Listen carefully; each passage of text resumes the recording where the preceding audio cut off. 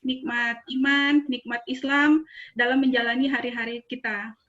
Salawat teriring salam kita tidak bosan-bosannya kita haturkan kepada junjungan kita Nabi besar Muhammad Shallallahu Alaihi Wasallam. Ayah bunda hebat semuanya, semoga selalu dalam keadaan sehat ya. Selamat datang di room belajar kita ini, di room belajar mendidik anak dengan pola asuh ramah otak. Walau dengan segala keterbatasan, kita tidak berada di dalam satu ruangan, tapi kita berada di dalam ruangan Zoom ini, tidak mengurangi niat kita, insya Allah niat belajar kita untuk menambah ilmu. Pertama-tama saya ucapkan terima kasih kepada Pak Wawan yang telah memfasilitasi acara kita ini, yang dalam hal ini pagi ini bertindak selaku host dan moderator. Kemudian terima kasih dan selamat datang saya ucapkan kepada Ibu Bekti Prasetyani yang pada hari ini bertindak selaku narasumber. Bu Prasetyani, Bu Bekti adalah Ketua Aspira, ya seperti yang tadi Pak Wawan sudah sampaikan ke kita semua. Aspira itu adalah fasilitas. Oh, aspirasi, ya maaf Pak, makasih Pak Bagus koreksinya. Aspirasi adalah wadah fasilitator untuk sekolah ramah anak ya. Nah, kemudian saya ucapkan juga kepada Pak Bagus ya, tim Aspira yang telah aspirasi terus ya Bu ya, aspirasi yang telah memfasilitasi kita di dalam Zoom ini. Nah, kemudian saya ucapkan terima kasih kepada teman-teman komite semua yang sudah direpotkan untuk persiapannya, walaupun dalam 2 hari insya Allah terlaksana pada hari ini. Ayah bunda semuanya, terima kasih untuk semangat yang luar biasanya yang telah mendampingi anak-anak kita semua di dalam pembelajaran jarak jauh yang sudah sebulan ini kita lalui. Saya menyampaikan pesan dari Bapak Kepala Sekolah. Pada kesempatan hari ini, beliau mohon maaf tidak bisa bergabung dengan kita semua, karena pada jam yang sama beliau ada online juga di ruangan lain, gitu. Beliau hanya menitipkan pesan kepada kita semua untuk lebih waspada, ya, untuk lebih waspada, karena anak-anak kita hampir setiap hari sekarang pegang HP, ya, karena pembelajaran online. Ada beberapa dari sekolah yang sudah hampir kena modus penipuan dengan cara menelpon dan mengatasnamakan kepala sekolah, wakil kepala sekolah, dan wali kelas. Oknum tersebut menelpon anak atau orang tuanya. Modus operandinya, anak diminta ketemu dengan alasan nilai yang belum tuntas atau tugas yang belum tuntas. Ada yang meminta sejumlah uang. Oleh karena itu, mohon kalau ada oknum yang menghubungi Bapak Ibu atau langsung ke anak-anak kita dengan modus operandi di atas, jangan dilayani. Dan kalau tidak sengaja sudah menerima telepon, tolong sampaikan bahwa semua informasi yang berhubungan dengan pendidikan anak-anak kita disampaikan melalui grup WA dan tidak pernah melalui telepon langsung. Jadi nanti mohon Bapak Ibu menjelaskan kepada anak-anak kita tidak ada urusan dengan telepon langsung dari pihak sekolah. Nah, itu adalah pesan dari Bapak Kepala Sekolah untuk kita ketahui bersama. Nah, Ayah Bunda sekali lagi selamat saya ucapkan untuk kita menerima pembelajaran tentang ramah otak dari Bu Bekti Prasetyani yang saya juga masih belum paham apa sih itu sebenarnya ramah otak. Ya Bu, mudah-mudahan nanti ilmu yang diberikan beliau bisa menjadi manfaat buat kita semua dan akan kita praktekkan selamanya gitu ya Bu ya. Terima kasih sekali lagi. Selamat menikmati seminar ini Ayah Bunda. Terima kasih. Assalamualaikum warahmatullahi wabarakatuh. Waalaikumsalam warahmatullahi wabarakatuh. Waalaikumsalam. Waalaikumsalam warahmatullahi wabarakatuh. Terima kasih kami ucapkan kepada Ibu Ketua Komite SDT Rahmania, Ibu Hajah Rahmayeni SKM MKM yang telah menyampaikan sambutannya, dan tadi ada beberapa hal yang beliau sampaikan. Ya. Terima kasih kepada ayah bunda semuanya untuk yang telah ikut serta hadir pada kesempatan pagi hari ini. Lalu kemudian untuk senantiasa waspada, ya tadi yang disampaikan pesan oleh Bapak Kepala Sekolah. waspada tentang kondisi saat ini, karena walaupun kita berada di rumah, ya, yang dilakukan beberapa oknum untuk melakukan kejahatan, ya, dengan cara penipuan kepada HP Ananda semua yang mungkin selama PJJ berlangsung. Dan mudah-mudahan diberikan keselamatan, anak-anak kita dilindungi, dan kita semua dalam perlindungan Allah Subhanahu wa Ta'ala. Baik, ayah dan bunda semuanya, aspirasi pada pagi hari ini kita akan memasuki agenda berikutnya, yaitu agenda utama kita, seminar online Komite Sekolah SD Rahmaniyah mendidik anak dengan pola asuh ramah otak, ya, yang sepertinya baru kita mendengar, ya ayah dan bunda. Ramah otak ini seperti apa? Selama ini kan kita mendengar ramah anak nih, ya, pola asuh dengan ramah anak. Sebagaimana sekolah kita sudah mendeklarasikan sekolah ramah anak. Baik, sebelum acara dimulai, sebelum Bu Bekti menyampaikan materinya, izinkan saya membacakan profil beliau. Nama lengkap beliau Bekti Prastiani, tempat tanggal lahir Bojonegoro 25 Maret 1977. Mungkin ada yang sama daerahnya, ayah bunda bisa acungkan tangannya. Agama Islam, status sudah menikah. Moto beliau adalah hidup adalah untuk berbagi. Masya Allah, beliau memang senang berbagi, Bun. Yang saya ketahui, ya, kalau saya minta pendapat, minta ilmu kepada beliau, WhatsApp, dan langsung tanpa sungkan beliau langsung memberikannya. Alhamdulillahirabbil alamin. Dan termasuk pagi hari ini beliau bisa berbagi dengan kita semuanya.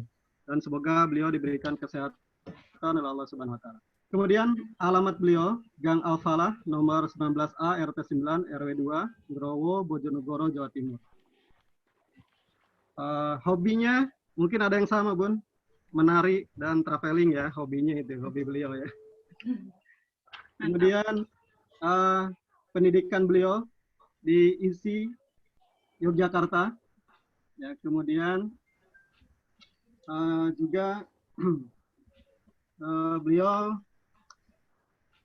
menamatkan SMA di SMA 1 Bojonegoro. Pengalaman kepemimpinan beliau sebagai Federasi Guru Independen Indonesia (PGI) Kota Bojonegoro, Forum Masyarakat Inklusif FMI SD Kita Bojonegoro sebagai kepala sekolah, Yayasan Misbah Bojonegoro sebagai sekretaris, dan aspirasi wadah praktisi sekolah ramah anak Indonesia, dan beliau sebagai ketuanya.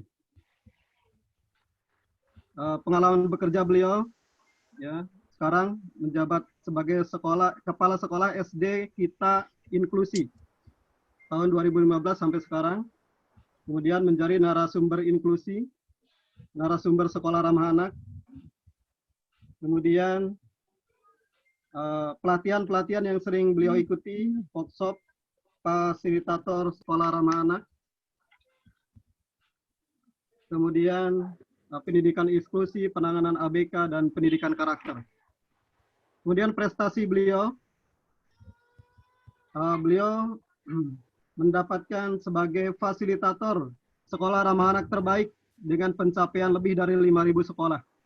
Ini penilaian dari KPPA, Kementerian Perlindungan dan Pemberdayaan Anak. Kemudian beliau dapat penghargaan juga dari Bupati Bojonegoro sebagai praktisi pendidikan ramah anak dan penggerak sekolah inklusi.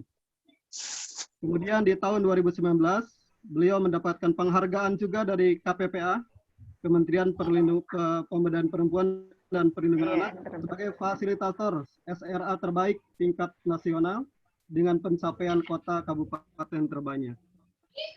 Itu data beliau. Mohon maaf Bu Bekti kalau ada yang terlewat mungkin yang tidak bisa saya bacakan. Sudah cukup banyak, Pak. Sudah cukup banyak, ya. Alhamdulillah. Dengan pengalaman beliau, insya Allah akan memberikan, akan berbagi kepada kita dalam parenting ini, dan tentunya ayah bunda semuanya, nanti beliau hanya menyampaikan sekitar 30 menit, selebihnya nanti tanya jawab saja. supaya lebih mudah atau ada yang tidak dipahami bisa langsung ditanyakan dan langsung beliau menjawabnya. Supaya lebih banyak waktunya untuk tanya jawab, sharing. Jadi supaya hal-hal yang dalam pikiran kita atau permasalahan-permasalahan yang sedang kita alami, terutama bagaimana menangani anak-anak di rumah. Ya, Ananda di rumah mungkin bisa langsung ke pakarnya, Bun. Beliau pakarnya, insya Allah. Baik, kepada Bu Bekti, silakan waktunya, sampai nanti mungkin 30 menit ke depan untuk menyampaikan materi dan berikutnya tanya jawab. Silakan Bu Bekti. Baik, terima kasih Pak Wawan. Assalamualaikum warahmatullahi wabarakatuh. Yang terhormat, yang terhormat Ibu Ketua Komite beserta semua ayah bunda. Yang terhormat juga Pak Wawan, tolong disampaikan salam buat Bapak Kepala Sekolah. Yang terhormat juga Pak Bagus selaku operator Zoom-nya dan Pak Ansar yang selalu menemani kami aspirasi. Semoga semuanya sehat selalu dalam lindungan Allah Subhanahu wa taala. Tak ada sesuatu masalah tantangan yang akan kita hadapi sampai pandemi Covid ini nanti bisa kita lewati bersama. Bunda dan ini tidak ada ayah. Ada ayah Pak Wawan? Ada ayah nggak di parenting online ini? Ayahnya Pak Wawan aja ya? Ada Pak Bagus, ya. Pak Ansar. Ada Pak Bagus. Ya ada Pak Bagus, Pak Ansar. Ayah Bunda semuanya saya hormati. Alhamdulillah kita bisa sharing bersama di sini ya terkait dengan pola asuh ramah otak yang mungkin selama ini kita mengenalnya adalah sekolah ramah anak ya. Nah, di sekolah ramah anak yang sudah Bunda laksanakan di sekolahnya, di satuan pendidikannya, pastinya sudah mengenal yang namanya komponen sekolah ramah anak. Nah, di komponen yang keenam itu berbunyi ada partisipasi orang tua, alumni dan dunia usaha didik ya, dunia usaha dan dunia industri. Nah, di sini kami memberikan pola asuh ramah otak dalam penguatan komponen sekolah ramah anak sebagai peran serta orang tua, sebagai pendukung dan sebagai penopang dasar fondasi utama di saat kita mendampingi di dalam mendidik, membimbing, dan mengasuh anak-anak kita. Apalagi di saat ini, di saat pandemi yang sekarang ini sudah hampir 1 bulan atau mungkin sudah 1 bulan ya kalau Depok, sudah kita rasakan bersama bahwa ternyata mendidik anak itu bukan tujuan atau salah satu peran serta dari sekolah saja. Di saat anak-anak kita berada di rumah, belajar bersama kita di sekolah, di rumah, ini adalah salah satu tantangan yang luar biasa bagi kita semuanya. Bagaimana kita bisa mengikuti materi yang diberikan oleh guru, kemudian kita mendampingi anak-anak di saat anak-anak mengerjakan tugas, kemudian bagaimana sih bahasa komunikasi kita kepada anak-anak sehingga bahasa dan komunikasi kita itu ternyata diterima atau ditolak oleh anak, atau kemudian itu anak diam, tetapi di dalam diri dan di dalam batin atau di dalam pikiran anak itu ternyata menyimpan segala sesuatu. Nah, hari ini alhamdulillah bisa berbagi terkait dengan pola asuh ramah otak. Semoga menjadi penguat di dalam diri kita sebagai orang tua di saat kita mendampingi anak-anak belajar di rumah. Lanjut langsung di paparan Pak Bagus. Nah, Bapak Ibu semuanya, ayah bunda yang luar biasa, yang dalam keadaan ini sangat menjadi pendamping anak yang sangat dibutuhkan untuk saat ini. Kita ketahui bersama bahwa sekarang adalah abad 21 yang mana kita sudah memasuki persaingan global yang luar biasa. Masyarakat ekonomi ASEAN, MEA, kemudian ada Asia Pacific Economic Conference, jadi luar biasa yang sekarang kita hadapi di masyarakat kita. Semuanya serba cepat, semuanya bisa dengan online, barang-barang ataupun makanan yang biasa itu hanya bisa dikonsumsi oleh negara-negara tertentu. Sekarang kita bisa mengkonsumsi makanan pizza dan lain-lain, KFC dan semuanya barang-barang yang sifatnya itu hanya terjual di luar negeri saat ini juga sudah bisa bebas masuk ke Indonesia. Merek-merek terkenal, merek-merek mahal itu semuanya bisa kita nikmati semuanya produk-produknya. Nah, dengan ini semuanya pertanyaannya, sudah siapkah kita menyiapkan generasi kita? Sudah siapkah kita bersama anak-anak kita untuk menghadapi 10 sampai 20 tahun yang akan datang?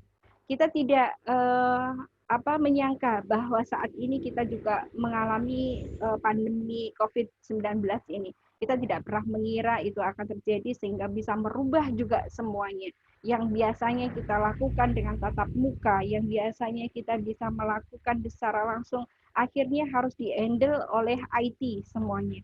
Kita harus bertatap muka, berkomunikasi melalui IT, melalui Zoom, melalui Webex, dan lain sebagainya. Di mana ini yang sebelumnya tidak pernah kita pikirkan.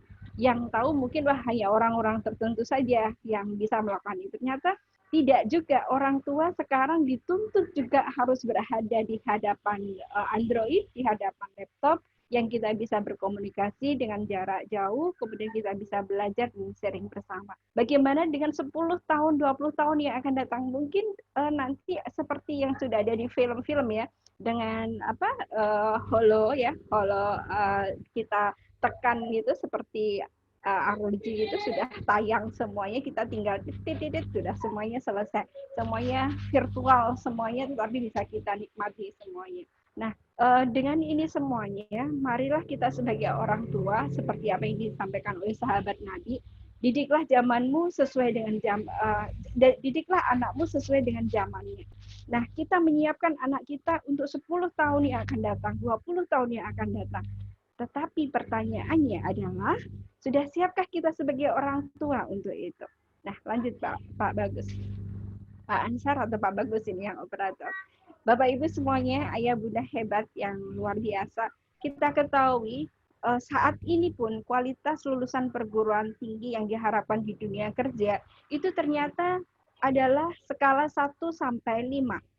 Apa itu? Ternyata ada kemampuan berkomunikasi, kejujuran, integritas, kemampuan bekerja sama, kemampuan interpersonal, bagaimana kita mengetahui diri kita, bagaimana kita bisa dengan kemampuan diri kita bisa melihat diri orang lain, berempati, mempunyai sesuatu kepedulian yang luar biasa kepada orang lain, kemudian beretika, memotivasi dan inisiatif, kemampuan beradaptasi. Ini adalah skala-skala yang memang sekarang ini sangat diperlukan di saat anak-anak kita berada di dunia kerja. Kemudian bagaimana dengan indeks prestasi? Bagaimana kemudian nilai-nilai yang selalu ada di otak kita, di pikiran kita sebagai orang tua yang sebelumnya secara konvensional, anakku pinter itu matematikanya harus 100. Anakku pandai itu bahasa Indonesianya harus sekian, linguistiknya harus bagus. Apakah itu menjadi satu hal yang kemudian mendasar pada dunia saat ini, pada kebutuhan saat-saat anak nanti, itu menjadi sesuatu yang tantangan yang harus kita selesaikan bersama. Intinya pada saat ini kita harus mulai bergeser paradigma kita. Sebagai orang tua, sebagai pendidik anak, sebagai orang dewasa di sekitar anak, kita harus bisa mengubah paradigma. Kalau di bahasa sekolah ramah anak biasa disebut dengan hijrah hati ya, mengubah paradigma, bergeser dari sebelumnya kita selalu menganggap bahwa anak sukses itu adalah anak yang belajar sukses, itu adalah anak yang selalu nilai-nilainya bagus. Apakah itu, atau kemudian kita harus mulai bergeser, oh ternyata anak yang hebat dan akan sukses di zamannya adalah di saat anak bisa berkomunikasi dengan baik kepada siapapun itu, tanpa melihat sisi ekonomi, sosial, kemudian fisik, dan lain-lain. Anak yang hebat adalah yang mampu menunjukkan kejujuran secara integritas, bahwa dimanapun, kapanpun, tanpa diketahui, tanpa diawasi oleh siapapun, nilai kejujuran itu menjadi dasar, menjadi modal utama bagi anak untuk tinggal dimanapun, untuk mengarungi kehidupannya. Kemudian kemampuan untuk bekerja sama. Bukan memilah dan memilih siapa sih yang mau saya ajak kerjasama, tetapi dengan siapapun, dimanapun, dan kapanpun si anak akan siap untuk kemudian dia bekerja sama. Kalau di pendidikan sekarang bisa kita biasanya dengan 4.0, cirinya adalah dengan C4 ya Pak Wawan ya. Jadi ada communication, collaboration, critical thinking, and problem solving, dan yang terakhir adalah creative thinking. Jadi bagaimana anak bisa berkomunikasi dengan baik, bagaimana anak bisa bekerja sama, collaboration, bagaimana si anak bisa berpikir kritis, bukan hanya berpikir kritis, tetapi bagaimana kemudian bisa pemecahan masalahnya apa. Terus yang berikutnya adalah dengan berpikir kreatif. Nah, inilah yang kemudian harus kita bergeser. Bagaimana cara mendidik kita sebagai orang tua kepada anak-anak kita. Apakah kita hanya berorientasi bahwa sukses belajar anak itu adalah anak yang selalu nilai rapotnya bagus, atau kemudian kita melihat dari sisi di balik anak, ternyata anak itu adalah guru yang luar biasa. Ternyata anak itu adalah guru yang tidak ada matinya, yang kemudian harus kita sebagai orang tua belajar dan terus belajar kepada anak-anak kita. Karena setiap perilaku yang dilakukan oleh anak, disitulah kemudian kita orang tua bisa menilai dari sisi positifnya. Oh, ternyata anak saya seperti ini, harusnya saya berbuat seperti ini. Nah, seperti itu. Kemudian bagaimana kita menjadikan dalam slide ini, pada saat kita belajar kepada anak, memberikan pemahaman kepada anak, tidak hanya sekedar nilai, ada beberapa hal yang saya tulis di FB saya juga terkait dengan bagaimana sih mengajarkan anak secara holistik, secara bagaimana dia belajar di rumah, kemudian mempelajari ilmu matematika, tetapi dia juga bisa C4-nya. Satu saat saya minta kepada anak saya, Mbak Ria, kelas 4, Mama punya uang 50.000. Kamu pengennya masak apa sih yang nanti ada misalkan untuk kesehatanmu bagaimana? Yuk kita belanja di ibu belanja. Kita kenalkan, ayo kita meminta ibu belanja cuci tangan dulu, kita juga harus cuci tangan. Dikaitkan dengan kehidupan nyata. Pada saat ini adalah kita harus benar-benar memberikan pola ini ya, hidup bersih kepada siapapun. Nah, kemudian dia bisa memilih, oh ini sayurannya bayam sama wortel Umi, karena uangnya Umi kan hanya 50.000, nggak bisa dong beli daging. Nah, kemudian coba ditotal semuanya Mbak Ria, oh ternyata sekian. Di situ adalah beberapa hal yang kemudian bisa kita cermati. Kita sudah memberikan pembelajaran matematika secara kehidupan nyata. Yang kedua, kita sudah memberikan bagaimana dia berkomunikasi dengan orang yang tidak setiap hari dia temui. Bagaimana dia bisa berkomunikasi dengan seorang profesi penjual sayur yang tidak selama ini dia temui karena setiap hari dia berada di sekolah.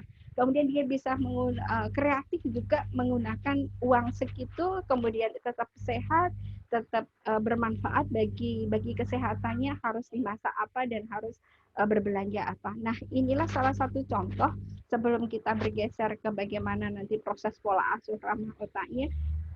Hal yang perlu kita cermati pada saat kita bicara di slide ini, bahwa kemampuan komunikasi, kejujuran, kemampuan bekerja sama, interpersonal, kepedulian, itu adalah hal yang harus kita ubah menjadi dari dasar diri kita sebagai orang tua. Gitu ya Bapak Ibu ya, sudah siap ya untuk hijrah hati semuanya, insya Allah. Semoga Bapak Ibu yang ada di sini, Bapak Ibu yang hebat, luar biasa, tidak sulit untuk kemudian bisa hijrah hati. Lanjut Pak Bagus. Lanjut Pak. Nah, slide-nya belum ya? Mungkin bisa kita lanjutkan. Nah, sudah siapkah kita menjadi orang tua yang saat ini kemudian harus menyiapkan anak-anak kita? Permasalahan yang muncul ternyata yang kita hadapi di saat ini di sekitar kita, di masyarakat kita adalah, lanjut aja, permasalahan yang tidak awam atau tidak tabu yang kita lihat. Bagaimana ada geng motor, kemudian ada tawuran di antara remaja, kemudian para orang-orang hebat politik, politisi, bagaimana dia berperan dengan jabatannya, kemudian fitnah berada di mana-mana, berita hoax ada di mana-mana. Di saat ini pun, di saat pandemi yang sebenarnya harus menjadi sesuatu yang luar biasa kita pedulikan, ternyata masih banyak orang yang kemudian memanfaatkan kondisi ini hanya untuk kepentingan pribadi, dan itu bukan sesuatu yang kemudian itu tidak bisa kita tutupi, tapi ternyata memang ada benar. Nah, darurat kejahatan seksual terhadap anak, kasus luar biasa yang ada di Indonesia saat ini. Fitnah di antara satu orang dengan orang lain masih saja, mungkin di antara tetangga kita, di antara masyarakat kita masih juga ada yang seperti ini. Nah, kemudian apakah ini akan kita biarkan selamanya untuk anak-anak kita? Akankah di masa anak kita hal-hal seperti ini masih akan terlihat? Nah, ini adalah sesuatu yang perlu kita pelajari bersama. Nah, Ayah Bunda, kenapa ini semuanya masih terjadi di masyarakat kita? Lanjut saja Pak Bagus. Ternyata ada 5 hal pola asuh yang menyebabkan kondisi seperti ini masih ada. Jadi ada 5 hal pola pengasuhan yang membuat sisi negatif dari emosi anak. Apa itu? Yang pertama adalah penolakan, tindakan penolakan terhadap anak. Kemudian pengabaian, tidak menunjukkan kedekatan dengan anak. Yang ketiga adalah teror, isolasi, dan merusak moral. Nah, penolakan yang dimaksud di sini, di yang pertama, penolakannya bagaimana? Apakah kita sebagai orang tua menolak anak dan kemudian pada saat kita hamil gitu ya, dikuburkan saja, saya menolak kehadiran anak ini. Bukan itu yang dimaksud di dalam penolakan yang ada di dalam pola asuh ini. Perilaku dari orang tua yang menjadi sumber emosi bagi anak yang pertama adalah penolakan jika orang tua, baik itu ayah maupun ibu, itu tidak memahami betul apa yang terjadi pada diri anak. Bagaimana sih anak saya itu sesungguhnya? Kecerdasannya ada di mana sih anak saya itu? Apakah dia cerdas logik matematik, cerdas linguistik, cerdas kinestetik, interpersonal, musikal, spasial, natural, atau spiritual kah? Karena ada 9 kecerdasan yang harus kita pahami yang ada pada diri anak. Anak cerdas, contohnya cerdas spiritual. Anak pandai menghafal. Kalau yang lain 1 kali, 2 kali, 4 kali, 5 kali baru hafal, ada salah satu anak kita yang sekali dia mendengar ayat atau surat pendek, dia langsung hafal. Tetapi di saat mengerjakan soal matematika, anak ini belum mampu untuk mencapai sesuai yang diharapkan orang tua atau gurunya. Nilainya belum mampu sampai ke arah sana. Kemudian apa yang disampaikan oleh orang tua? Kamu seperti ini saja nggak bisa, nak. Ini mudah. Di saat ibu dulu mengerjakan matematika seperti ini, ibu bisa dengan mudah mengerjakan. Kenapa kamu nggak bisa? Ini yang sudah dimaksud di dalam hal yang pertama adalah penolakan, tindakan penolakan terhadap anak. Yang kedua adalah pengabaian, tidak menunjukkan kedekatan dengan anak. Bagaimana mungkin kita berpikirnya, enggak kok Bun, saya itu dekat dengan anak, jadi saya sering kok duduk bersama dengan anak, saya sering kok bercerita kepada anak. Tetapi perlu kita cermati lebih jauh, tidak pernahkah kita melakukan pengabaian kepada anak?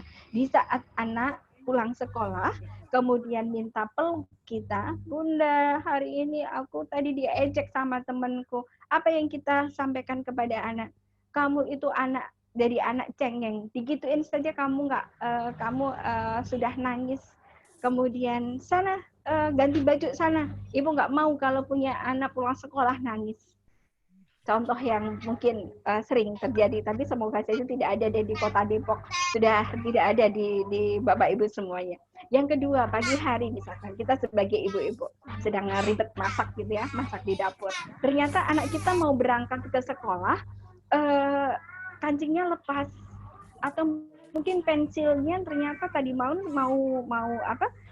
memasukkan lagi, sudah ngantuk, ternyata mau berangkat pagi, dicari pensilnya sudah nggak ada di kotak pensilnya. Anak kemudian, bunda pensilku ada di mana, bunda kancingku lepas gimana. Yang dilakukan sebagai seorang ibu adalah biasanya yang kami maksud di dalam pengabdian ini adalah sudah cari saya sendiri, kamu tadi malam bagaimana tidak menaruh pensilmu dengan baik, cari saya sendiri, tahu nggak ibu ini lagi masak, kalau ini nggak mateng nanti kamu mau makan apa, sarapan pagimu kamu nanti dengan apa, ayo cari sendiri. Atau udah sana minta ini aja, minta ganti sama ayahmu tuh bajumu. Jadi mengabaikan dalam sisi hal yang terkecil yang di saat itu bagi anak dan di otak anak serta pikiran anak, di saat itu adalah dia sangat-sangat butuh kedekatan antara anak dan orang tua. Bagaimana dia sangat butuh perhatian. Kalau dua hal tadi kita sampaikan kepada anak, yang terjadi adalah di otak anak, di pemahaman anak, oh ibuku lebih sayang masakan itu daripada saya. Oh ibuku lebih sayang ya dengan apa yang ada di dapur daripada dengan saya. Nah ini yang terjadi ya, sering mungkin kita tidak menyadari dari sisi hal tersebut. Kemudian teror. Orang tua pemarah selalu mengkritik tidak proporsional. Biasanya kalau ini semacam juk pada saat kita parenting secara langsung, saya bilang bahwa dosanya ini tidak jauh loh dengan teroris. Jadi pada saat kita melakukan teror kepada anak, ini dosanya mungkin sama dengan yang dilakukan oleh teroris. Kenapa? Karena orang tua yang diberikan amanah yang luar biasa kepada dari Allah, bahwa Allah memberikan sesuatu yang fitrah kepada anak ini, kemudian orang tua menjadi sesuatu hal sumber emosi negatif bagi anak. Mengkritik sesuatu yang tidak sesuai dengan proporsi anak. Seperti tadi, anak cerdasnya adalah spiritual, tetapi selalu dimarahi, selalu dikritik tidak proporsional, mengharapkan bahwa anak harus sesuai dengan keinginan orang tua. Ada hal lagi mungkin yang di rumah. Ada anak kinestetik, kalau diminta untuk membantu kegiatan di rumah, sukanya dia menyapu, bersih-bersih. Tetapi ada orang tua yang menginginkan bahwa anak ini meminta untuk melipat baju. Tentunya anak kinestetik tidak mungkin dia akan suka melipat baju karena dia sukanya bergerak. Dia lebih suka membantu orang tua mungkin dalam kegiatan menyapu rumah, kemudian membersihkan yang ada geraknya ya, membersihkan halaman dan lain-lain. Nah, kemudian orang tua melakukan teror, kamu tidak seperti bapak, tidak seperti kakakmu, kamu tidak seperti adikmu. Adikmu kalau diminta lipat baju dia langsung lipat. Kenapa kamu tidak? Membandingkan di antara dua saudara, membandingkan di antara dua teman, membandingkan di antara beberapa yang seusia dengan anak. Nah, ini adalah teror yang dilakukan oleh orang tua. Menjadi pemarah yang selalu mengkritik tidak proporsional. Yang keempat adalah isolasi. Orang tua melarang anaknya bersosialisasi dengan teman-teman. Saya paham betul di Islam, di agama kita, itu ada salah satu yang menyebutkan bahwa bertemanlah kamu dengan orang baik, maka kamu juga akan menjadi orang yang baik. Jauhilah orang-orang yang mungkin dalam bahasanya itu tidak baik ya, melakukan hal-hal yang mabuk dan lain-lain gitu. Tetapi di saat kita berbicara anak adalah seseorang atau manusia yang wujudnya kecil mungkin ya di hadapan kita, tetapi dia punya pemikiran yang luar biasa. Di saat kita memberikan isolasi kepada anak, kamu tidak boleh bermain dengan temanmu itu karena temanmu itu suka berkata kotor misalkan. Kamu jangan main ke mana-mana, setelah pulang dari rumah kamu ke kamar aja. Kamu lebih baik mainan di rumah. Ini ada TV, ada gadget. Ini yang sangat tidak diinginkan pada saat kita berbicara pola asuh ramah otak. Kenapa? Pada saat kita dewasa, pada saat kita sudah berada di lingkungan yang sesungguhnya di masyarakat, kita pasti tetap akan menemui orang yang tidak sesuai dengan harapan kita. Kita masih akan menemui orang yang mungkin dalam tanda petik dia belum baik. Nah, kalau dari kecil kita tidak menerapkan bahwa, nah ternyata ada loh orang itu yang baik dan ada mungkin yang belum baik. Karena memang hatinya belum dibukakan oleh Allah menjadi anak yang baik atau orang yang baik. Silakan kamu berteman dengan siapapun, tetapi ibu pesan lakukan sesuatu semuanya yang baik.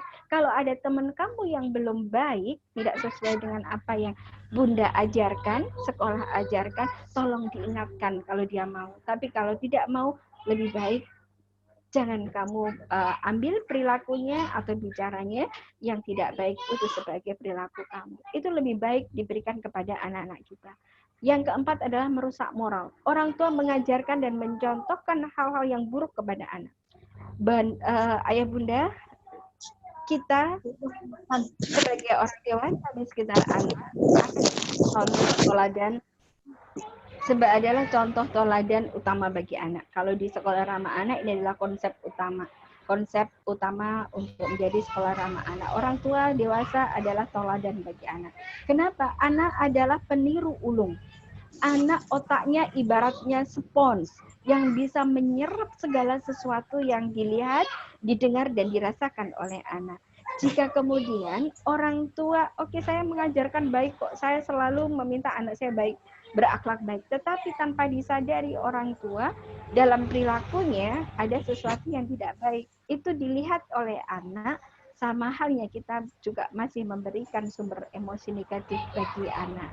Nah, ini adalah 5 hal sebagai dasar bagaimana kemudian kita mengetahui kenapa sih ada anak yang tadi masih ada seperti itu, masih tawuran, masih dan macam-macam. Ternyata tanpa kita sadari sebagai orang tua adalah sebagai sumber emosi negatif. Nah, saya berbicara emosi negatif, berarti nanti ada emosi positif. Nah, kalau saya bicara emosi negatif, emosi positif, itu pasti kaitannya dengan limbits. Kalau berbicara dengan limbits, pasti kaitannya dengan korteks dan batang reptil. Itu adalah bagian dari otak manusia yang bagaimana dikaitkan dengan sebuah perilaku. Oke, lanjut materi selanjutnya, Pak Bagus. Nah, Bunda, terkait dengan hal-hal ini, bagaimana sih kemudian efek akibatnya terhadap anak yang selalu diberi sumber emosi negatif pada anak. Di saat anak diberikan, di saat anak kemudian dibuat rasa sedih, rasa malu, rasa kecewa, sebelumnya dibuat rasa malu dan kecewa, itu adalah beberapa hal yang terjadi pada pola asuh kita sebagai orang tua. Lanjut Pak Bagus, yang tadi solusi efektif mengubah lingkungan pengasuhan bagaimana? Ada 2 lingkungan pengasuhan. Yang pertama adalah kurang motivasi. Anak selalu disalahkan tadi, anak selalu ditolak, anak selalu kemudian diisolasi, anak selalu diabaikan, anak kemudian diteror dengan kemudian merasa bahwa merasa selalu khawatir, dibandingkan, ada rasa takut, minder, kemudian dipermalukan, dia merasa terancam. Yang mengancam siapa adalah bahasa-bahasa dari orang tua. Kamu nanti seperti ini, awas bahasa-bahasa seperti ini. Kalau kita ingin menjadikan anak kita jiwa yang sehat, berakhlak mulia, dan berkarakter, ayo kita bergeser dengan memberikan pola asuh yang dengan rasa cinta, rasa aman, dihargai, semangat, dan gembira. Nah, di sini pergeserannya, bagaimana kita sebagai orang tua, sebagai bunda, sebagai ayah harus bisa hijrah hati juga, bagaimana kita memberikan pola asuh kepada anak kita. Lanjut Pak Bagus. Bagaimana kemudian, lanjut saja. Bagaimana kemudian kita sebagai orang tua bisa dikatakan orang tua adalah arsitek otak anak. Nah ini sudah masuk di pola asuh ramah otak ya. Kalau saya tanya kepada bunda-bunda, kalau ingin kalau kita diminta memilih, inginkah anak kita menjadi anak yang soleh atau pecandu? Jawabannya adalah anak yang solehan. Bagaimana kalau kemudian kita diminta memilih menjadi anak yang penolongkah anak kita atau menjadi seorang penyiksa? Pasti kita memilih yang baik, yaitu sebagai seorang penolong. Kemudian akankah anak kita menjadi anak yang bebas bahagia atau di penjara? Dan kita ingin pasti anak kita bebas bahagia. Nah, dengan kata lain, bunda, ayah, dari bahasa-bahasa yang saya sampaikan tadi, dari beberapa pertanyaan yang saya sampaikan tadi, bisa dikatakan bahwa pilihan Bapak Ibu, pilihan Ayah Bunda adalah sudah merupakan ini loh yang saya inginkan anak saya. Jadi brand building and progress-nya orang tua sebenarnya yang sudah punya. Orang tua adalah arsitek otak anak. Dan hal ini tidak bisa kita pungkiri di saat 40 hari videonya.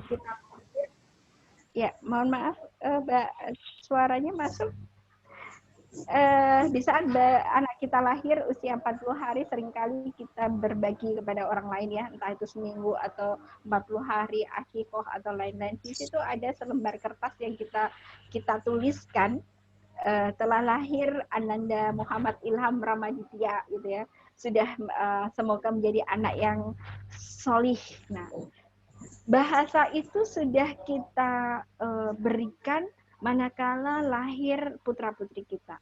Harapan itu sudah kita inginkan sebenarnya, bahkan mungkin sebelum bayi kita ada di dalam kandungan kita. Saya ingin loh nanti anak saya itu solih, saya ingin anak saya nanti mempunyai peduli yang banyak, saya ingin anak saya nanti selalu bahagia di dalam hidupnya, suka berbagi kepada orang lain. Nah, arsitek otak anak adalah orang tua.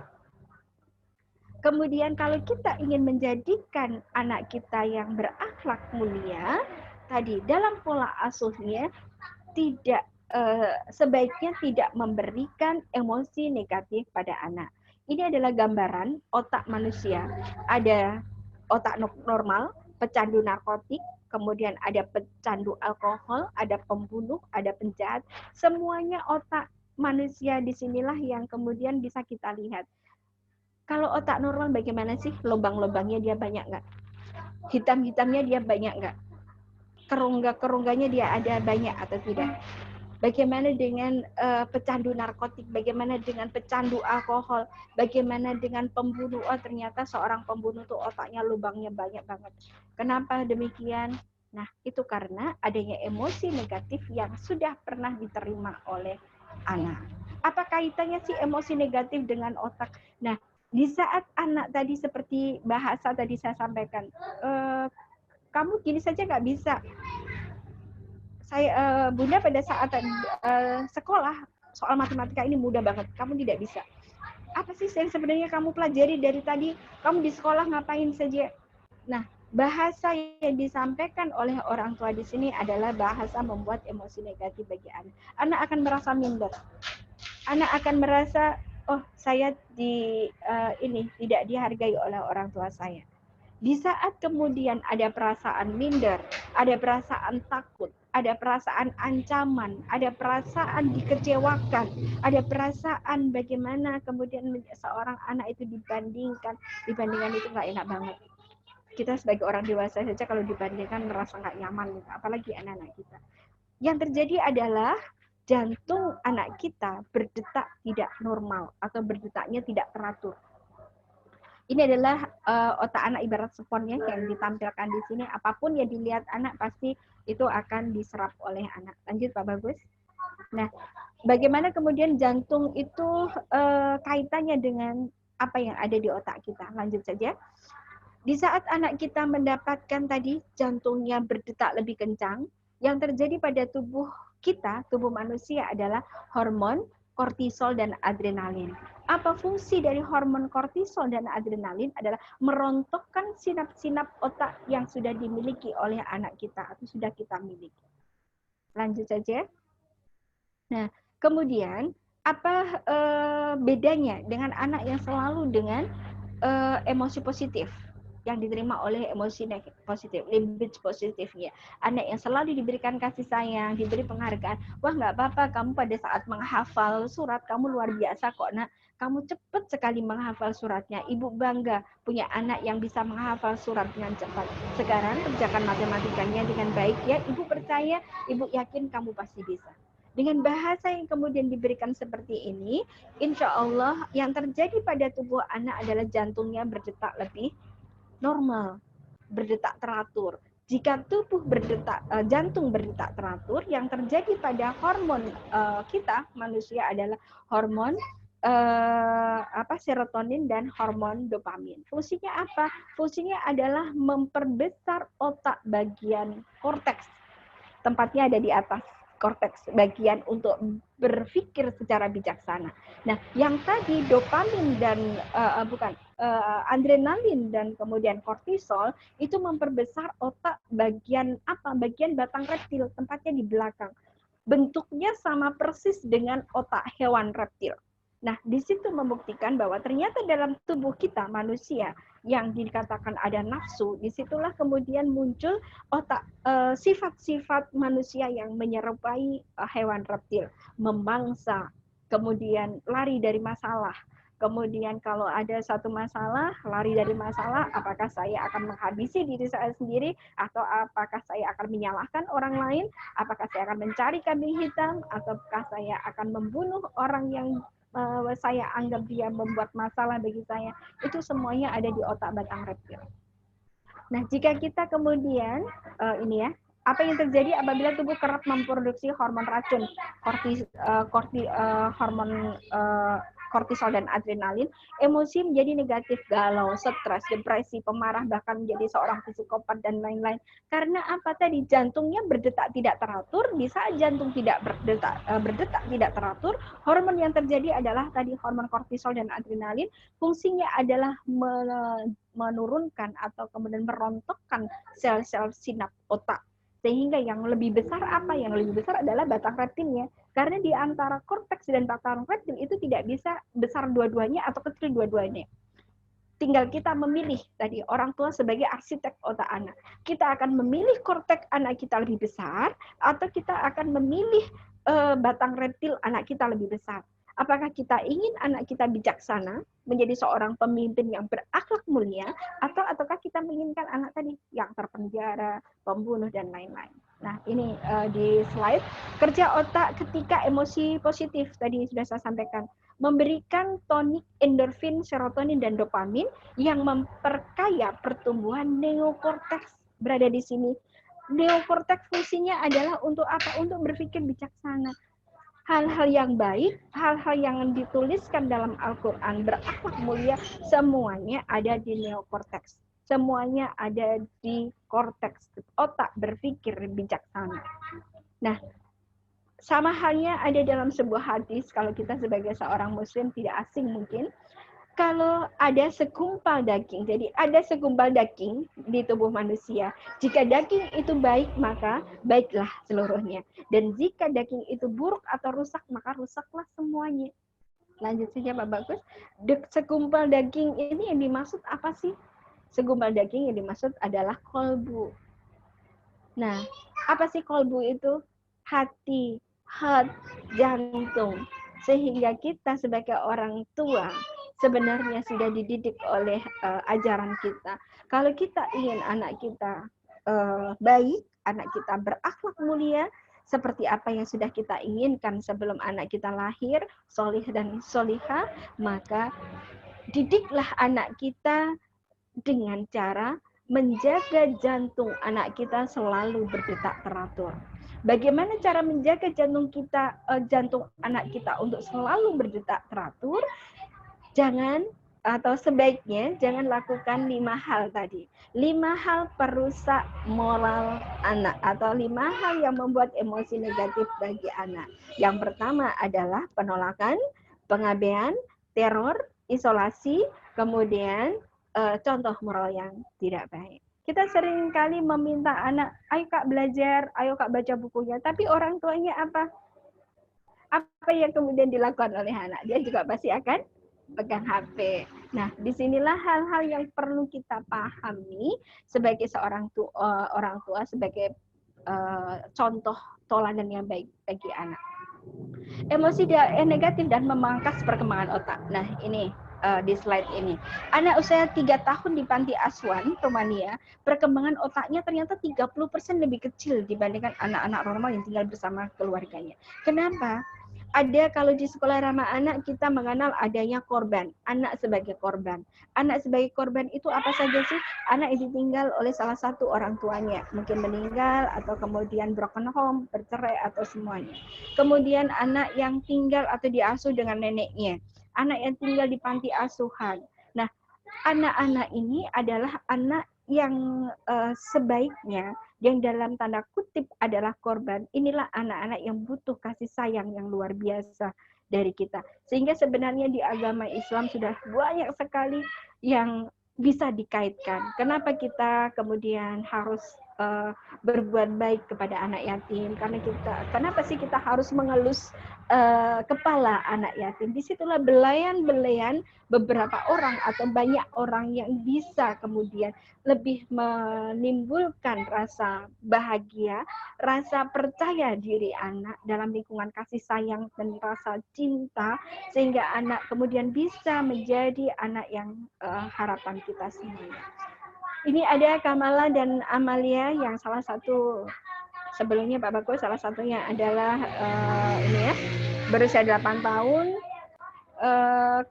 kemudian berusia 8 bulan di kawasan India Utara. Waktu 3 tahun Kamala baru bisa mengucapkan 12 kata. Nah, ini tadi salah satu bukti bahwa ternyata anak adalah ibaratnya spons ya. Dia bisa menyerap apapun. Biarpun dia lahir bareng seusia, tetapi dalam kondisi pola asuh yang berbeda. Satunya pola asuh Rama Otma, yang mana tidak ada 5 hal tadi, yang satunya mungkin dalam pola asuh yang sering kali mendapatkan penekanan, dimarahi tidak proporsional, kemudian mendapatkan kekecewaan orang tua yang selalu menginginkan bahwa keinginan orang tua itu adalah hal yang nomor satu. Kita sisihkan pribadi anak, kita sisihkan jiwa dari anak itu sendiri. Nah, ini akan sangat berbeda sekali karena anak yang hidup dalam pola asuh yang dengan rasa cinta dan bahagia, anak akan bisa bertumbuh kembang dengan luar biasa. Anak bisa dengan hati dan pikirannya dia akan mempunyai sifat empati dan kepedulian yang luar biasa. Akibat pola asuh yang tidak ramah otak atau kurangnya hormon cinta, itu bisa menjadi anak yang neurosis, pembohong, psikopat, depresi dan bunuh diri, dan schizophrenia. Nah, ini banyak sekali sekarang terjadi, Bapak Ibu, di lingkungan kita. Kemarin barusan mungkin sebelum pandemi ada anak usia berapa kemarin membunuh ya, sebagai pembunuh. Kemudian ditanya apa yang kamu rasakan, nggak merasakan apa-apa, biasa. Nah, bagaimana kemudian kita pelajari dari sisi pola asuhnya? Ada anak yang kemudian bunuh diri, terjun dari lantai sekolahnya, dari lantai atas. Kemudian bagaimana yang terjadi di orang tuanya? Kami pernah mendampingi, saya sama Pak Bagus mendampingi di salah satu kota, kabupaten, ya. Ada anak yang kemudian menyampaikan bahwa pernah mau mencoba bunuh diri selama 2 kali. Kenapa? Apakah orang tuanya bukan orang tua yang berpendidikan tinggi? Orang tuanya seorang dokter dua-duanya.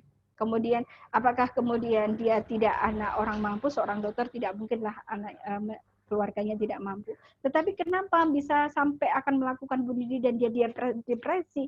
Karena ada pola asuh seorang nenek yang ada di rumah.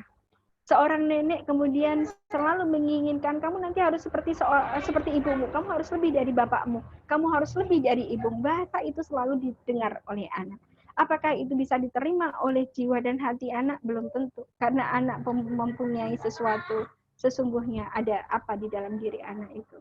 Kemudian di saat anak curhat kepada kakaknya menyampaikan, ya benar nenek, aku ternyata sebagai kakakmu aku juga bisa masuk ke kedokteran. Di saat dia bercerita kepada ibunya, ya benar apa yang disampaikan nenekmu. Nah, hal-hal inilah ternyata kalimat bahasa ini menjadi sebuah penekanan yang utama pada anak. Bahkan kalau kita bisa menampilkan video ya, ini belum ada video, nanti bisa saya share aja lewat WA. Kata-kata bisa menjadi senjata. Jadi kata-kata itu lebih tajam dari sebuah senjata. Kata-kata kamu bodoh, kamu anak yang tidak berguna adalah sebuah kata-kata yang menjadi penekanan, menjadi sesuatu yang dirasakan oleh anak, jantungnya berdetak lebih kencang sehingga bisa menjadi senjata bagi dirinya.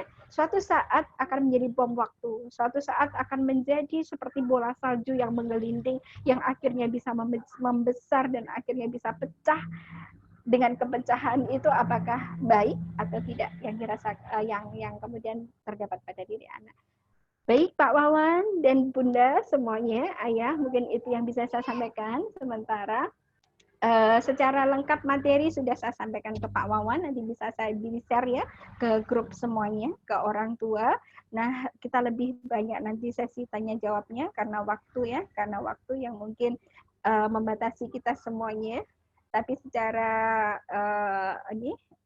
komunikasi nanti lewat WA dan apapun, insya Allah setelah nanti mungkin Pak Wawan juga bisa men-share nomor saya, kita bisa komunikasi lebih baik, lebih banyak berkonsultasi melalui WA. Insya Allah HP saya 24 jam non-stop untuk anak-anak Indonesia.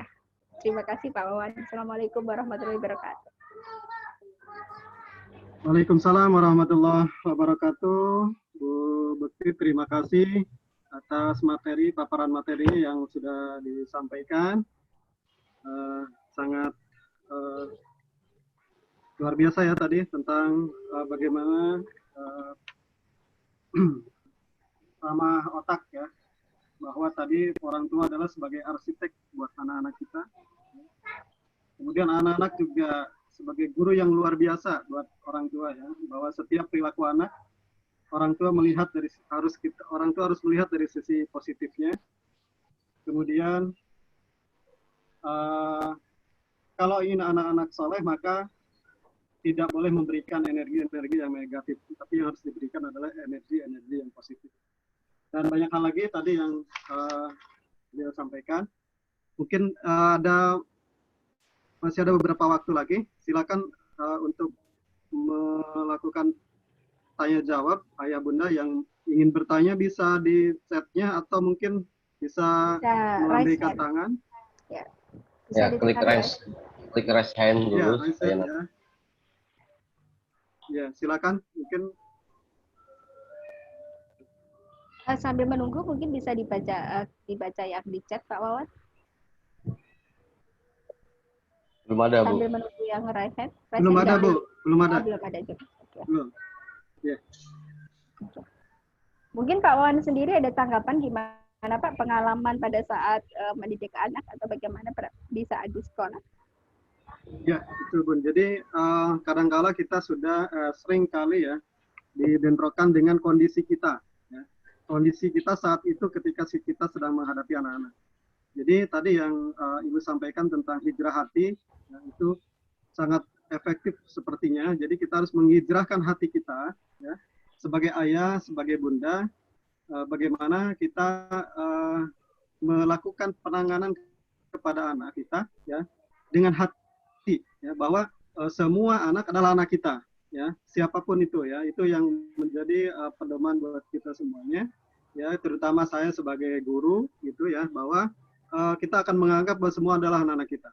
Ya, pada akhirnya kita juga kalau menyampaikan kepada anak dengan hati, dengan tulus, dengan ikhlas, maka efek positif yang kita dapatkan oleh anak. Jadi mungkin Bu ya, jadi kadang-kadang kita begini Bu Bekti ya, kita suka terbentur dengan kondisi kita. Tadi saya sampaikan dalam kondisi kita sedang emosi dengan marah atau bahkan kita lalai mungkin ya, sedang pegang HP, anak-anak kita malah yang pergi minta nanya ini nanya itu. Nah ini kadang-kadang yang membuat kita mungkin, gimana ya, ganggu aja nih gitu. Nah ini penyelesaian seperti itu gimana nih Bu? Baik, seringkali Pak saya karena anak saya juga ada yang masih kecil ya, selain yang dua udah besar-besar, udah kuliah. Yang dua memang masih bersama ini, kelekatan bersama kami dengan orang tua. Untuk kemudian kita bisa memberikan sesuatu penilaian yang baik, kemudian bagaimana bagaimana dengan pola asuh ramah otak, diawali dengan bagaimana kita belajar terkait dengan komunikasi positif. Jadi komunikasi positif harus sebaiknya kita pelajari dulu. Bagaimana sih bahasa yang disampaikan oleh kita itu bisa diterima oleh anak kita. Kalau misalkan saya sedang seperti ini, anak saya hadir gitu ya dengan saya, kemudian pinjam HP atau apa, kebetulan alhamdulillah komitmen terbangun di keluarga kami, tidak ada yang kemudian harus direpotkan dengan permasalahan HP. Tetapi kalaupun ada, sebaiknya dengan kata satu maaf. Jadi bahasa atau kata maaf kepada anak itu bukan sesuatu hal yang salah. Ada 4 kunci kata sukses, 4 kata kunci untuk orang sukses, gitu ya. Maaf, terima kasih, permisi, maaf, apa ya satunya? Jadi blank. Maaf, tolong ya, tolong, benar. Maaf, tolong, terima kasih, dan permisi. Nah, itu adalah 4 kata kunci orang sukses. Bagaimana kemudian kita berkomunikasi, mengawali komunikasi dengan anak kita. Mohon maaf sayang, tolong ya, ini Umi sedang bekerja dan saat ini HP-nya Umi dipakai untuk bekerja. Bisa kemudian menunggu selama 5 menit atau selama 10 menit. Setelah itu Umi akan siap untuk menjadi pendamping kamu, menjawab apa yang sudah kamu ingin sampaikan. Jadi bahasa ini harus kemudian selalu kita berikan kepada anak-anak kita. Anak-anak kita, apalagi yang usianya masih kecil, usianya masih kelas 1, kelas 2, kelas 3 mungkin masih sama ya, kelas 4. Di saat kemudian, ini salah satu contoh lagi Pak Wadia, kita minta untuk mandi. Biasa kan anak-anak kita kalau misalkan jam 4 sore kita untuk mandi, jawabannya apa biasanya?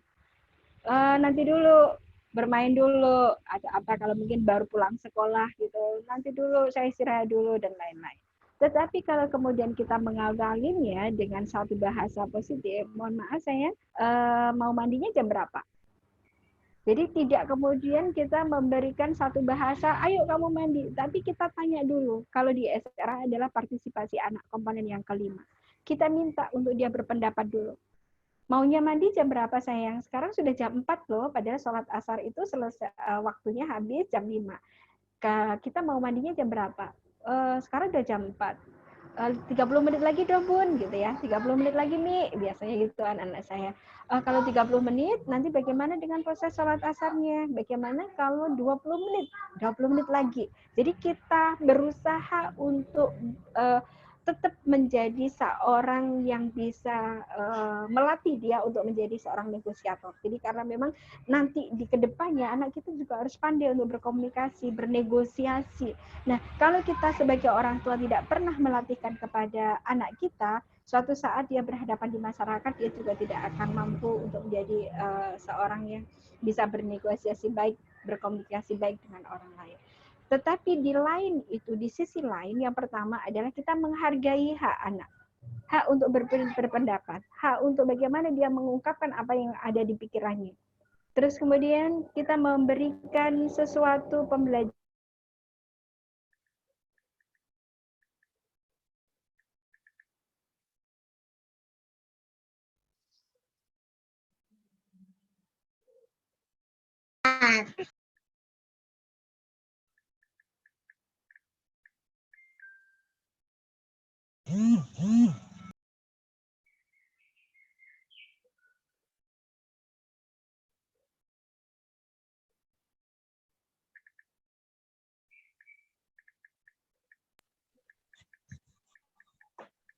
Nggak ada suaranya. Halo, bagus. Sepertinya sinyal Bu Bekti menghilang ya.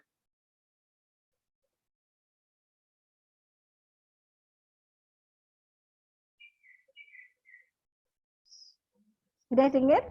Sudah kedengaran ya? Silakan Bu, ya. Silakan Bu lanjutkan. Ya, tadi cuacanya mendung, mungkin jaringannya agak nggak bagus. Nah, dengan kemudian kita memberikan pembelajaran seperti kepada anak, kita tidak melakukan pengabaian, kita tidak melakukan penolakan, kita tidak melakukan teror kepada anak, kita tidak melakukan isolasi, dan kita tidak memberikan contoh moral yang tidak baik kepada anak. Lakukan komunikasi positif, lakukan sebuah komitmen, kesepakatan bersama, komitmennya apa, konsekuensinya apa. Sebagai contoh, di rumah kami ada pohon, namanya pohon kesepakatan. Nah, di situ benar-benar kami, ayo kita berkumpul semuanya. Bagaimana sih penggunaan HP? Penggunaan HP-nya hari Sabtu jam 3 sampai jam 5 sore. Di situ, di luar jam itu bagaimana? Harus diingatkan dulu, diarahkan, disadarkan apa sih pentingnya dan bagaimana sih kalau kita banyak-banyak menggunakan HP. Tetapi kalau saat ini, saat pandemi, harus anak-anak benar-benar dekat dengan Android, dengan HP, tolong pengawasannya lebih ketat dengan bahasa-bahasa tetap yang positif. Tadi yang disampaikan oleh Ibu Ketua Komite terkait dengan berita tadi ya, anak ditelepon terus suruh menemui gurunya, itu sudah menyebar ke semua kota kabupaten. Jadi benar-benar orang tua mohon pendekatannya kepada anak lebih bagaimana bisa bercerita apapun kepada kita sebagai orang tua. Baik, mungkin Mas sudah ada yang raise hand? Ya, Bu Husnul, coba di unmute di situ, Bu. Ibu Husnul. Ya. Assalamualaikum. Salam. Waalaikumsalam, Ibu. Nah, Bu, saya cuma mau tanya nih ya, selama liburan kan kita nggak boleh keluar rumah. Iya, Bu. Mental anak itu kan berubah-ubah nih. Ya. Cara mengendalikan orang tua untuk tidak emosi gitu loh, Bu. Gimana, Bu? Baik Ibu, terima kasih, luar biasa pertanyaannya. Ini mungkin juga bisa mewakili semuanya ya. Mungkin saya juga orang tua, salah satu orang tua juga yang merasakan gitu ya Bu ya, akibat dari kita harus di rumah saja. Bapak Ibu semuanya, alhamdulillah saya juga menjadi salah satu pembicara di salah satu pendidikan inklusif. Di situ adalah kita mengenal terkait dengan emosi anak. Nah, emosi anak itu dipengaruhi dengan apa? Dipengaruhi dengan ketuntasan motorik halus, ketuntasan motorik kasar, dan sensointegrasi. Kalau boleh tahu, Ibu Husnul putranya atau putrinya usia berapa, Bu? Kakak berusia 12, yang 12. Yang kecil berusia 6 tahun. Nah itu suka jahil satu enggak. Iya. Baik Ibu, terima kasih banyak. Nah, untuk mengatasi emosi anak yang seperti ini, yang pertama ada di mindset orang tua adalah setiap anak adalah hebat di bidangnya dan di keunikannya masing-masing. Setiap anak mempunyai sesuatu yang berbeda dengan anak yang lain. Yang dilakukan oleh orang tua, jangan pernah membandingkan antara kakak dan adik. Kakakmu itu loh, adikmu itu loh, mungkin bahasa Jawa Timurnya gitu ya. Kakakmu itu seperti ini, kamu tidak seperti ini. Kamu itu usil saja seperti kakakmu, tidak kayak kakakmu, dia pendiam. Mohon itu dihindari, karena apa yang diterima oleh anak itu menjadi pemahaman yang berbeda. Orang tuaku lebih sayang kepada kakak, berarti aku tidak diperhatikan, sehingga saya harus mencari perhatian. Nah, mencari perhatiannya apa, dia akan lebih usil. Atau mungkin dari sisi bagaimana kita memberikan pemahaman. Ini mainan ini milik siapa? Milik adik. Berarti kakak nggak boleh dong pegang miliknya adik. Ayo kakak mainan miliknya sendiri. Adik ayo sendiri. Nah, bahasa-bahasa itu juga perlu dihindari untuk menjaga bagaimana emosi anak di dalam satu keluarga, di dalam hubungan kakak adik ini kemudian tidak ada kemudian sering bertengkar. Sebaiknya selalu kita tanamkan bahwa berbagi. Ini mainan adik kan, kalau mainan adik boleh nggak dibagi ke kakak? Karena setiap apapun yang dalam isi rumah ini kan kita berbagi. Ayo berbagi kepada kakak. Oh kakak hebat ya karena mau berbagi dengan adik. Adik hebat ya karena mau berbagi dengan kakak. Itu yang selalu harus kita berikan secara komunikasi. Nah, secara emosional, setiap anak mempunyai tingkat emosi yang berbeda. Ada anak yang tidak tuntas motorik kasar, motorik halus, dan sensointegrasinya, dia akan lebih labil. Dia akan lebih sering emosi, menyampaikan rasa marah, rasa apa yang dia rasakan itu dengan orang-orang di sekitarnya. Mungkin tanpa sebab dia menangis. Tanpa sebab dia taunya berteriak-teriak. Karena rasa jenuh yang ada pada dirinya, kemudian dia teriak-teriak, tidak bisa mengelola emosinya. Perlu kita kemudian kita lihat bagaimana sih anak kita di waktu bayi, bagaimana sih anak kita di saat usia dia merangkak, di saat dia usia berjalannya, apakah dia sesuai dengan tumbuh kembangnya atau tidak. Kemudian apakah anak kita itu pada saat bermain pasir, bermain benda-benda yang kasar, benda-benda halus, dia nyaman atau tidak. Nah, di situ kita bisa memahami anak yang dalam sisi tumbuh kembangnya, merangkaknya mungkin dia dilewati. Habis dia duduk, kemudian tahu-tahu sudah ini ya, titah gitu ya, langsung berjalan. Oh ternyata merangkaknya dia nggak ada. Nah, berarti anak ini bisa dikatakan bahwa motorik kasarnya belum tuntas. Karena anak yang melewati masa merangkak, itu dipastikan bahwa anak motorik kasarnya tidak tuntas. Kemudian di saat dia misalkan bayi dimandikan air dingin, dia diam. Dimandikan dengan air yang panas, dia diam juga. Oh, ternyata senso anak saya ternyata itu rendah banget. Ada anak yang mungkin sensornya berlebih, di saat dimandikan air dingin dia menangis, dimandikan air panas dia menangis, ditaruh di kasur kasar dia menangis, ditaruh di karpet yang halus dia menangis. Oh, berarti sensor integrasinya berlebih. Anak yang sensor integrasinya berlebih dan motorik kasarnya kurang, rasa emosionalnya dia tidak akan mudah untuk dikontrol. Harus melalui sebuah stimulus tertentu, melalui pendekatan-pendekatan tertentu, karena mungkin usianya masih bisa kita selesaikan dalam sisi controlling emosi.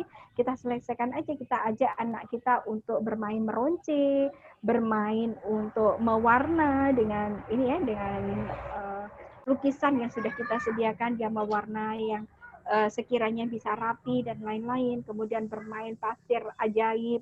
Nah, itu bisa membantu mengontrol emosi yang ada pada diri anak kita. Yang ketiga adalah kita memahami bahwa masa ini mungkin tidak mudah bagi perempuan-perempuan hebat sebagai seorang ibu. Bagaimana mengelola kebutuhan rumah, bagaimana yang masih bekerja, bagaimana harus pendampingan anak. Seorang ibu harus menjadi perempuan yang tangguh untuk saat ini. Menjadi ibu yang penyabar, menjadi ibu yang selalu mengembalikan diri dan hatinya bahwa anak adalah sesuatu fitrah yang luar biasa diberikan Allah kepada kita, sehingga kita bisa menyadari apapun yang ada di hadapan kita itulah yang Allah berikan kepada kita. Mungkin itu ya, Pak ya. Mungkin Bu Kusnul ada sesuatu lagi yang ingin disampaikan, Bu?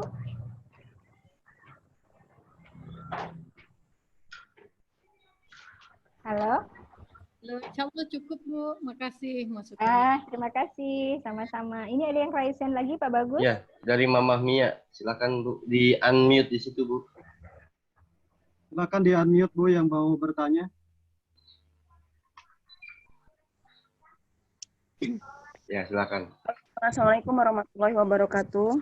Waalaikumsalam. Waalaikumsalam warahmatullahi wabarakatuh.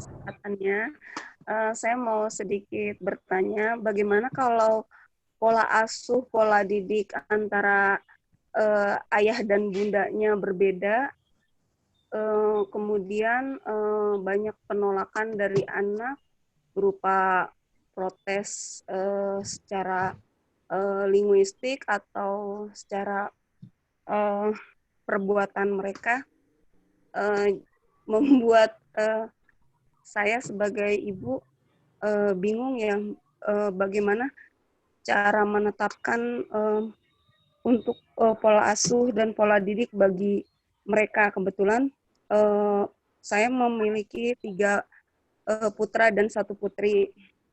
Mungkin bisa sedikit diberi sharing untuk bagaimana saya menentukan pola asuh buat ketiga anak saya.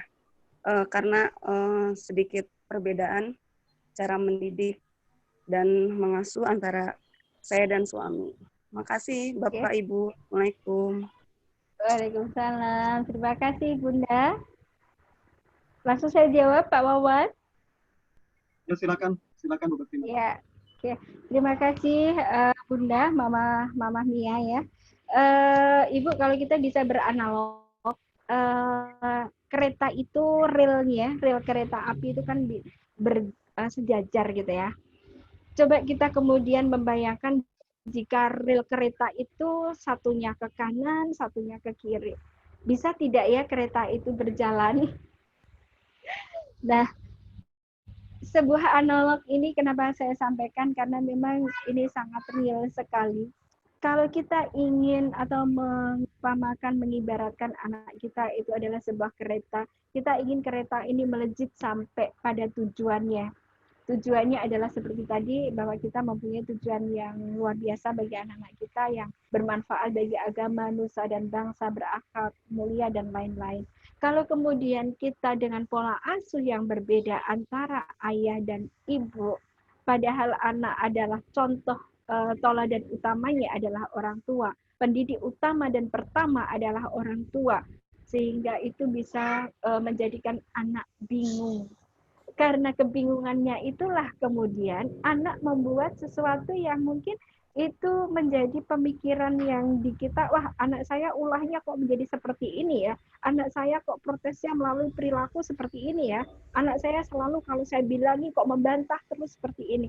Nah dari situlah Ibu, kalau kita kemudian diminta untuk memberikan tips, ayo bareng-bareng dengan Bapak ya, bareng-bareng dengan Ayah, kita satukan dulu pola asuhnya.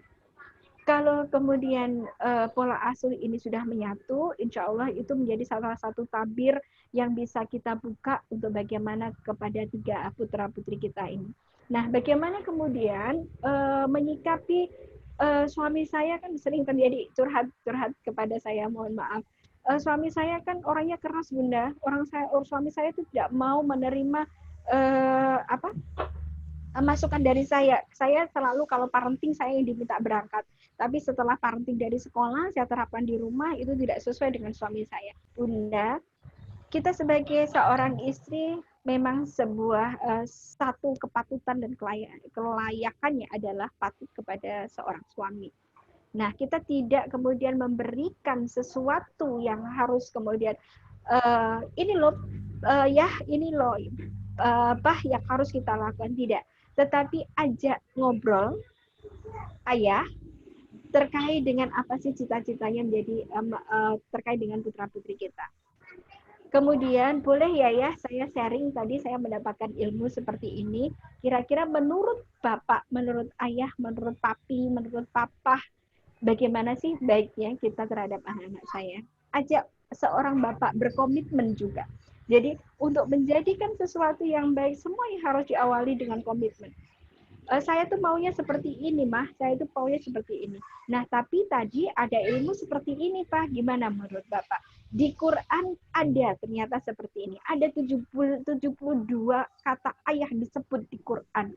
Ada sekian kata mama, ibu disebut di Quran. Ternyata lebih banyak kata ayah disebut di Quran itu. Dan ternyata bahasa dari seorang ayah, kata-kata dari seorang ayah itu sudah menjadikan salah satu hal yang bisa mengubah anak dari sisi kebijakan. Jadi orang tua atau bapak yang sering ngobrol ke anak, tanpa disadari obrolannya itu, suara dari ayah itu sudah melatih otak anak untuk berpikir bijaksana dari suaranya saja. Nah, hal itulah yang kemudian perlu kita sampaikan kepada bapak. Dan salah satu hal yang perlu kemudian kita pahami juga, manusia tidak bisa mengubah hati seseorang. Yang bisa mengubah hati seseorang, membolak-balikkan hati manusia hanya Allah belaka. Hanya Allah saja. Jadi selain kita berikhtiar bagaimana kita membuat komitmen kepada ayah, bersama ayah, yang berikutnya adalah kita doakan selalu agar suami kita, pasangan kita itu bisa sejalan terkait dengan pola asuh yang kita harapkan bersama. Gitu Bu. Jadi yang pertama harus dilakukan adalah bagaimana kita bisa berkomitmen terkait dengan pola asuh yang sejalan dulu, sejajar dulu, agar anak kita misalkan menjadi ini anak panah itu bisa kita tarik sejauh-jauhnya sehingga dia bisa melesat sejauh-jauhnya sesuai dengan harapan kita. Tetapi bagaimana busur, bagaimana benang yang ada di dalam panah ini harus menyatu dulu. Kita tidak bisa busurnya kuat, tetapi kemudian benangnya tidak kuat, kita tidak akan bisa melesatkan anak. Atau benangnya kuat, tetapi busurnya mudah patah, kita tidak bisa juga untuk melesatkan atau melejitkan anak-anak kita. Mungkin itu Bu, Mama Nia. Oke.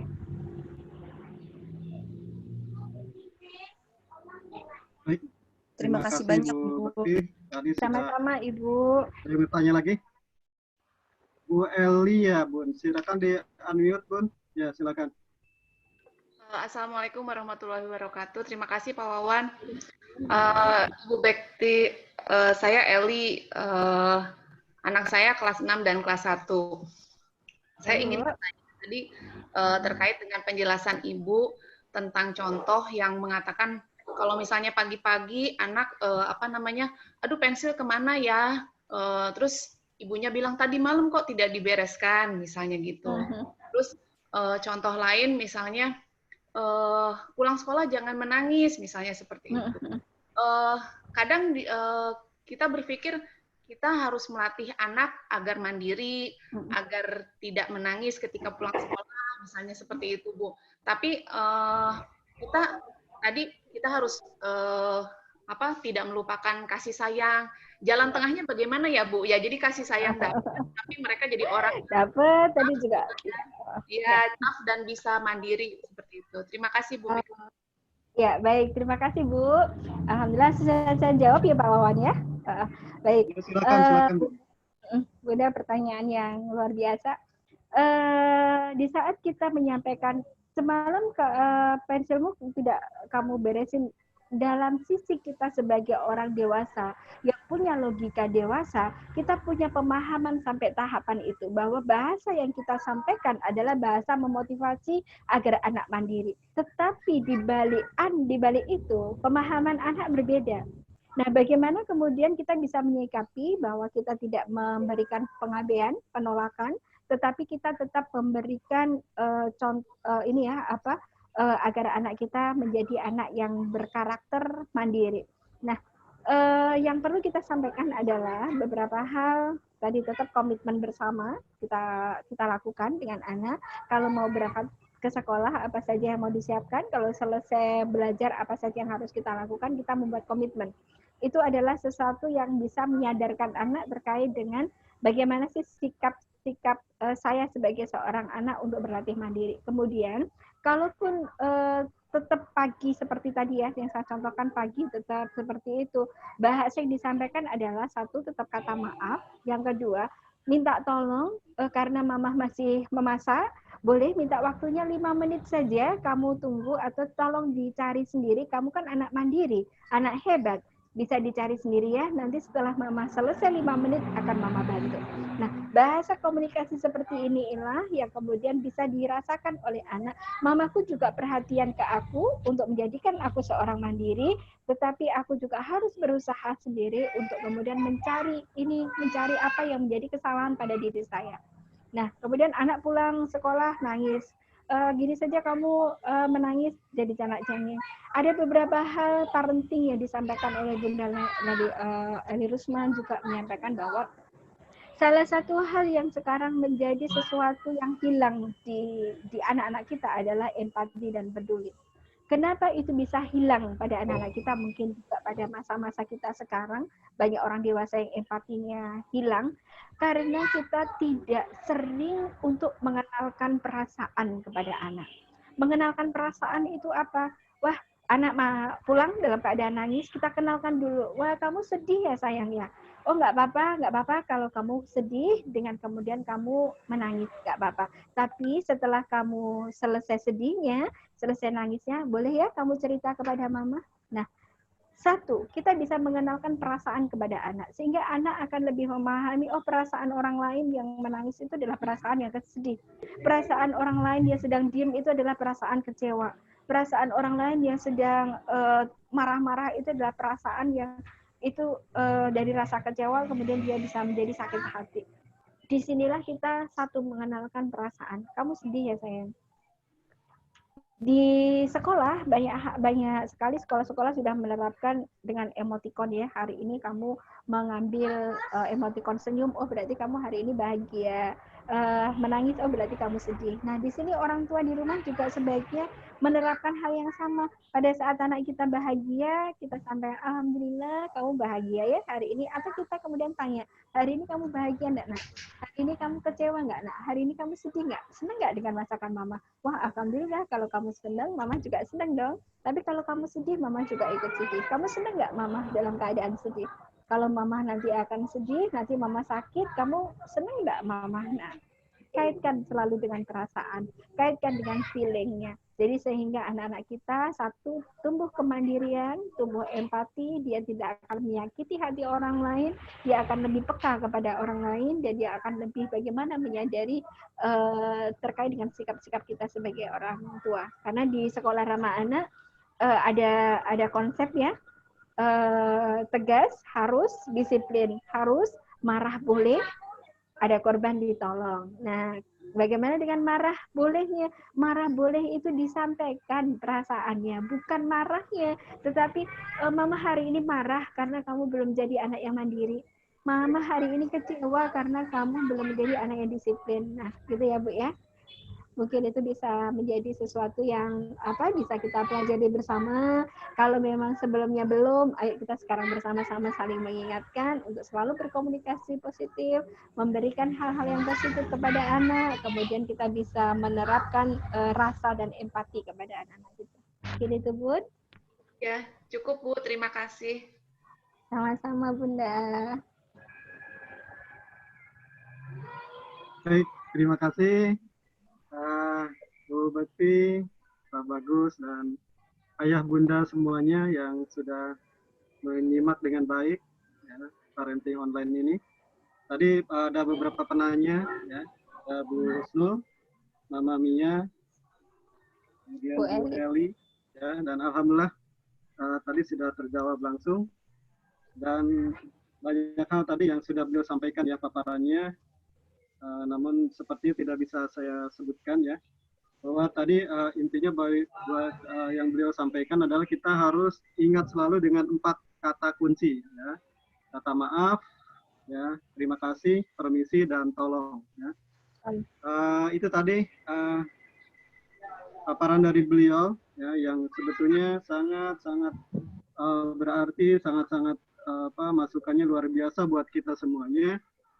Tapi ayah dan bunda mohon maaf karena keterbatasan kita dengan waktu yang kami sediakan, sepertinya kita akan mengakhiri agenda ini. Namun jika ayah dan bunda ingin bertanya lebih lanjut terkait dengan pola asuh anak atau ramah anak, ya, boleh nanti bertanya langsung ke beliau, ke Ibu Bekti, dan saya sudah kirim nomornya ke Ibu Bunda Komite. Mungkin itu saja, ayah dan bunda semuanya. Terakhir mungkin Bunda Rahmayeni ada yang mau sampaikan sebelum saya tutup? Di unmute dulu Bun, silakan. Ya Pak, kami cuma mau menyampaikan, alhamdulillah hari ini kita sudah mengikuti pembelajaran mendidik anak dengan pola asuh ramah otak. Alhamdulillah banyak yang dapat kita dapatkan ilmunya, bahwa mungkin kita selama ini secara nggak sadar gitu ya, sudah melakukan tadi ada sumber-sumber emosi negatif tadi yang merupakan catatan, terutama bagi saya sendiri gitu ya. Kadang-kadang secara kita nggak sadar kita melakukan penolakan atau pengabaian terhadap anak gitu ya. Kalau teror mungkin masih sedikit, tapi mungkin yang banyak tuh pengabaian. Karena kita lagi sibuk balas WA atau apa segala macam, anak minta tolong mungkin terabaikan ya.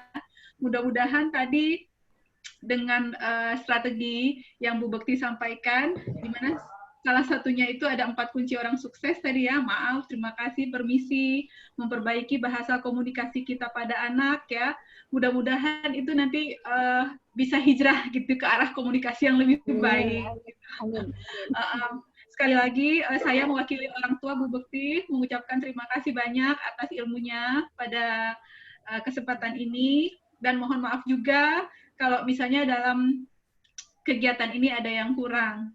Mungkin itu aja Bu Bekti, sekali lagi terima kasih. Mungkin begitu Pak Wawan, terima kasih Pak Wawan juga, dan Pak Bagus ya, untuk acara hari ini terselenggara dengan baik. Assalamualaikum warahmatullahi wabarakatuh. Waalaikumsalam warahmatullahi wabarakatuh. Terima kasih Waalaikumsalam warahmatullahi wabarakatuh. Sudah menyampaikan terakhir ya, sebelum acara ini tutup. Baik, ayah dan bunda, mungkin perlu saya sedikit sampaikan juga ya. Tadi sudah diberikan tentang 4 kata kunci ya, tentang kata maaf, terima kasih, permisi, dan tolong. Lalu kemudian kita juga harus melatih anak-anak kita ya menjadi negosiator ya. Jadi kita ajak komunikasi dengan anak kita, apapun masalah yang terjadi dengan mereka. Lalu kemudian berikanlah kata-kata yang positif. Ya. Yang paling penting adalah tidak boleh membandingkan anak kita dengan siapapun. Itu ya bunda semuanya.